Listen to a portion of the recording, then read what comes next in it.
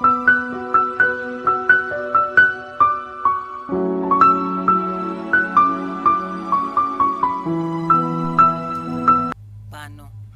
आखिरी ट्रेन कब की जा चुकी थी। स्टेशन तकरीबन खाली पड़ा था। ये एक छोटा सा रेलवे स्टेशन था जहाँ पर इक्का दुक्का मुसाफिर उतरते और चढ़ते थे। खालिद की पोस्टिंग अभी कुछ ही महीने पहले इस स्टेशन पर स्टेशन मास्टर के तौर पर हुई थी। रात के तकरीबन 12 बजे का वक्त था। खालिद एक आखिरी चक्कर स्टेशन का ज़रूर लगाया करता था। हालांकि इसे पता था कि अब स्टेशन पर कोई नहीं होगा, लेकिन फिर भी वो हस्बे मामूल अपने कमरे से बाहर निकल आया। सारा स्टेशन खाली पड़ा था, हत्ता कि स्टेशन पर मौजूद इसके साथ दफ्तर का चौकीदार और इसका लड़का भी अपने कमरे में जाकर सो गए थे।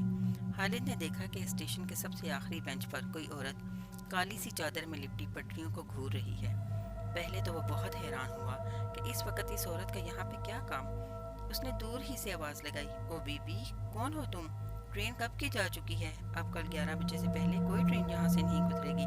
अभी घर जाओ, सुबह आना। ये बातें खालिद ने वहीं खड़े खड़े ऊंची आवाज़ में उस औरत से कही। वो हैरान था और कुछ परेशान भी कि इस वक्त इस औरत का यहाँ क्या काम।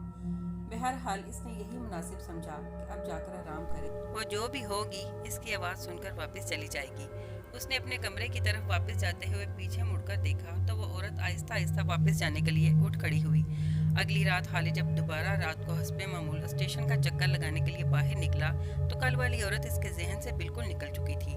लेकिन जैसे ही उसने स्टेशन पर अपनी नज़र दौड़ाई, कल वाले बेंच पर वही औरत बैठी हुई उसको नजर आई।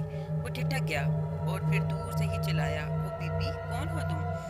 उसने अभी इतना ही कहा था और आगे बढ़ने का इरादा ही किया था कि वह औरत आहिस्ता आहिस्ता चलती फिर वापसी के रास्ते पर बोली। वो डर सा गया और जल्दी से वापस अपने कमरे में आ गया।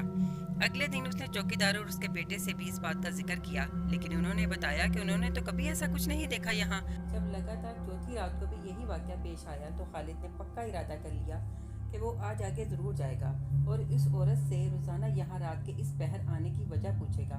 खालिद बुज़दिल तो नहीं था, लेकिन फिर भी कुछ खौफ सा महसूस कर रहा था। चौकीदार और उसका लड़का कब से घोड़े बेचकर सो रहे थे। उसने सोचा कि इनमें से किसी को जगाना बेकार है। क्या हुआ, वो एक औरत ही तो है और फिर वो इसका क्या बिगाड़ लेगी। यही सोचकर वो आहिस्ता आहिस्ता इस औरत की तरफ बढ़ने लगा। आज पास जाकर ही इस औरत से बात की जाए और इसके इस वक्त स्टेशन पर आमद की वजह पूछी जाए, जबकि ट्रेन का वक्त भी नहीं होता। जैसे ही वो इस औरत से कुछ फासले पर पहुंचा तो वो एकदम से उठी और पीछे मुड़कर खालिद की तरफ देखा। खालिद ने देखा इसके चेहरे पर निकाब था, सिर्फ आंखें नजर आ रही थी। खालिद ने इतनी वीरान और उदास आंखें पहले कभी नहीं देखी थी, मगर जैसे ही खालिद ने उसे मुखातिब किया वो एक तरफ को चलने लगी और बहुत अजीब और भारी आवाज़ में खालिद को पीछे आने का कहा। खालिद को ऐसे लगा जैसे वो इनकार नहीं कर सकेगा। वो सहर ज़दा सा होकर इस औरत के पीछे चलने लगा।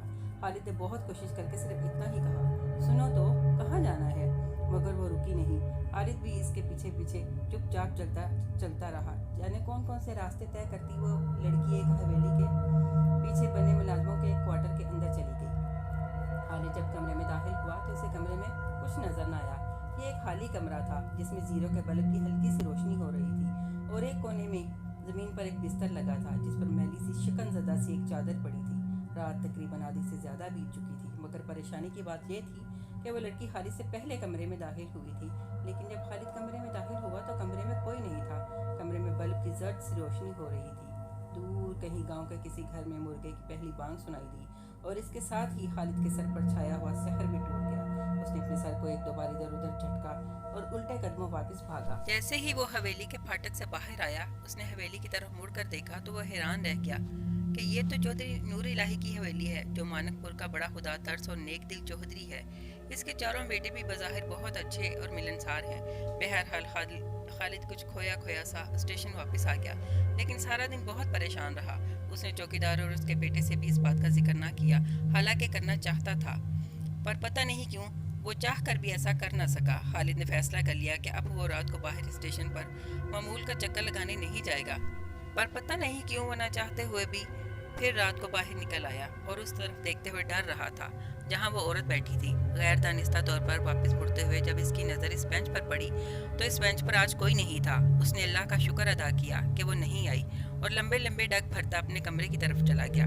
मगर जैसे ही वो कमरे में दाखिल हुआ, उसने देखा कि कमरे में पड़ी कुर्सी पर دونوں ہاتھ گود میں رکھے وہ عورت بیٹھی ہے۔ خالد کے حلق سے ایک دل خراش چیخ برآمد ہوئی، لیکن اس سنسان اسٹیشن پر اس کی چیخ سننے والا کوئی نہیں تھا۔